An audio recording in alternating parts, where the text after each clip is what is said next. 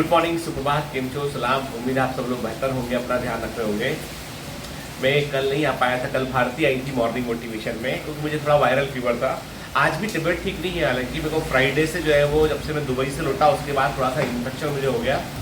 मुझे लगता है कि बच्चों को भी थोड़ा इन्फेक्शन था, तो उनसे कैच किया मैंने, या फ्लाइट के दौरान मैंने कैच कर लिया। तो सर्दी, जुकाम, कफ, कोल्ड, तो मैं तो क्या सिम्टम आता है तो मैं तुरंत मेडिसिन लेना शुरू करता हूँ। सिम्टम के बढ़ने का वेट नहीं करता हूँ मैं। तो फिर कल मैंने फिर पूरा आराम ही किया।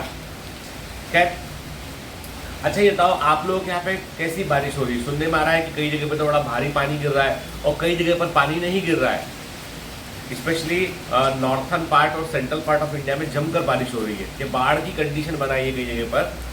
वही एक्चुअली मैंने कहा ना आपसे कि हम हमारे यहाँ पे इंडिया में जो रेनफॉल है ना बेटा, वो मानसून है। कि मानसून जो है वो पोर करता है, मतलब जब अच्छा स्ट्रांग होगा तो जोरदार बारिश करेगा, नहीं तो कमजोर होगा तो कम बारिश करेगा। तो पैटर्न हमारा जो है पूरा मानसून पर डिपेंडेंट है। कि हमारे यहाँ पर जो है वो बड़ी समस्या ये है कि हमारे यहाँ पर जो भी कंस्ट्रक्शन या सड़कें बनती है, या जो भी हमारे यहाँ पे जो सिस्टम होता है, डेवलप करते हैं, इंफ्रास्ट्रक्चर डेवलप करते हैं ना, उसमें ड्रेनेज का, शहरों के अंदर पानी भरता है क्योंकि ड्रेनेज का प्रॉपर प्रबंध नहीं होता है। ठीक है, मुंबई में मालूम है मुंबई में क्या दिक्कत होती है? मुंबई में समुद्र का जब लेवल बढ़ता है तो जितने भी ड्रेनेज है मुंबई के अंदर, जितने भी ड्रेनेज सिस्टम है, वो सारे के सारे अपना पानी ट्रीट कर समुद्र में डालते हैं। जब समुद्र का लेवल बढ़ता है तो उसका लेवल ऊपर जाता है, तो अब ड्रेनेज सिस्टम में पानी वापस लौटने लगता है। इसलिए मुंबई में सड़कों पर पानी भरा जाता है, और फिर जल्दी से जो है वो, जब समुद्र का लेवल नीचे जाएगा तो पानी खत्म भी हो जाता है वो।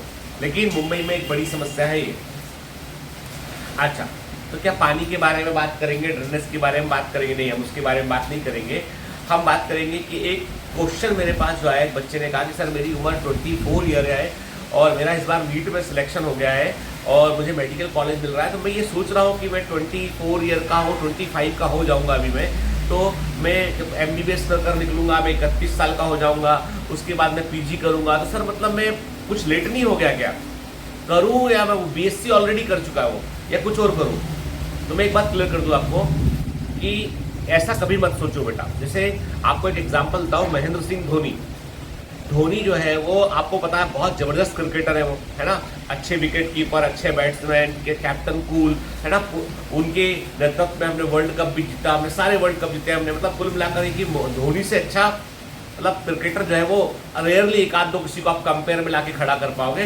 मतलब धोनी मेरा फेवरेट है, उनका जर्सी का नंबर 7 मेरा फेवरेट है, धोनी मेरा फेवरेट है। तो धोनी जो है वो कभी अंडर 15 में सिलेक्ट नहीं हुए, वो अंडर 19 में सिलेक्ट नहीं हुए वो उनके। यानी धोनी का सिलेक्शन जो है अपने स्टेट में अंडर 15 वाले क्रिकेटर, कई क्रिकेटर होते हैं बहुत जबरदस्त होते हैं, पहले 15 में सिलेक्ट हो गए, 15 साल से कम उम्र में सिलेक्ट हो गए, अंडर 19 खेलने चले गए। पर धोनी के साथ ऐसा नहीं हुआ। धोनी जो है वो कई बार रिजेक्ट हुए, धोनी कई बार रिजेक्ट हुए। वो उनका सिलेक्शन जब हुआ तो बताते हैं कि उनकी उम्र 23 साल रही होगी या 24 साल रही होगी, 23-24 साल या 25 साल, मुझे एग्जैक्टली नहीं मालूम है। पर उम्र उनकी जो है वो क्रिकेट के पॉइंट ऑफ व्यू से वो लेट थे, क्रिकेट के पॉइंट ऑफ व्यू से उनकी एंट्री लेट थी। तो लोगों का बोला धोनी 2-3 साल ही खेल पाएंगे, फिर उनको छोड़ना पड़ेगा। लेकिन धोनी आपको पता है लंबा खेले धोनी। और ईश्वर ने जो है उनको जो रिजेक्शन दिए ना कई बार, वो इसलिए दिया था कि वो एक बड़े महान क्रिकेटर बन सके, एक सबसे प्रसिद्ध कैप्टन बन सके ना। इंडियन हिस्ट्री में, क्रिकेट की हिस्ट्री में most famous and most successful captain में से एक है महेंद्र सिंह धोनी। धोनी जो है, धोनी को धोनी बनाने वाली थी उनकी असफलताएं, शुरुआती रिजेक्शंस थे। जब उनको चांस मिला उन्होंने उसको बहुत अच्छे से अवेल कर लिया उसको उन्होंने, ठीक है। काफी लंबी उम्र तक वो खेलते रहे। तो मुद्दा वही है कि ये मत सोचो कि हम कब इंटर किए, ये सोचो कि आप भी धोनी है। आप थोड़ा लेट हो गए, लेकिन अब आप मेडिकल में अंदर आए तो आप देश के सबसे अच्छे डॉक्टर बनेंगे आप। और मेडिकल प्रोफेशन ऐसा है, जब तक आपके हाथ पैर चल रहे हैं, दिमाग सही सलामत है, आप प्रैक्टिस कर सकते हैं। तो इसलिए ये मत सोचिए कि आप लेट हुए।